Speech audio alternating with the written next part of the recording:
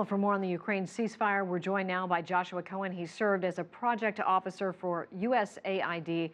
Joshua, thank you for joining us. We just listened to our colleague Kate Parkinson's report there from Kiev. Do you feel like the shelling that is continuing in Debaltseve is actually going to be what brings down this ceasefire? It certainly could be something, right? I mean, it's ongoing. I think the separatists are determined to take Debaltseve, to have the Ukrainian forces there surrender. The Ukrainians are equally determined for that not to occur, and we could easily see how the violence from Debaltseve expands across the entire ceasefire line. How was this left out of the Minsk agreement? I think it was fudged along the broad idea of pulling back forces from the general ceasefire line, but it was almost immediately clear that each side interpreted what would happen in Debaltseve in really very different ways, and that's what we're seeing now. Okay, well, as we know, Vladimir Putin has said that he is not actually backing them, but part of the agreement calls for them to withdraw troops. So how is he going to withdraw troops that he says are not there? Well, that's another very interesting point, right? So everyone knows he's got troops there. Everyone understands that. The evidence is overwhelming. But of course, that also gives Putin a fudge if violence flares up again and he wants to continue to resupply the separatists there. It gives him a fudge to bring troops back in. Hey, they were never there to begin with. And that's what happened after Minsk I. They did mostly withdraw after Minsk I, but within a few months they were back in there. So. Ukraine is working on these constitutional reforms. How likely is it that this is going to happen?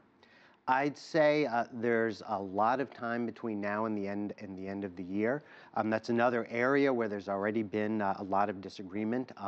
Putin has interpreted the ceasefire as essentially requiring the Ukrainians to pass far-reaching constitutional reforms that would essentially give wide autonomy to the east, essentially allow the regions under the separatist control to have foreign and economic relations with Russia, which is a key point for Putin because it's essentially a Trojan horse for him to prevent Ukraine from joining the Western alliance system.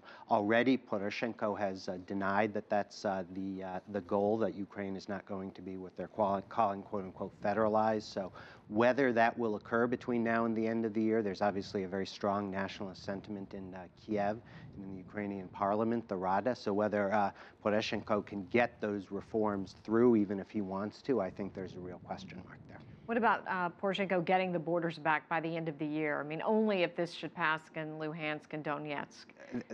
That's exactly right. I mean, the getting control of the borders back is supposed to occur under the ceasefire agreement only after all these constitutional reforms have taken place. So I think, between now and the end of the year, a lot could go wrong. And quickly, Joshua, what about sending arms to the Ukrainians? President Obama has said that he wanted to see if diplomatic efforts would work first. But do you think there will come a time when the U.S. will need to back Ukraine?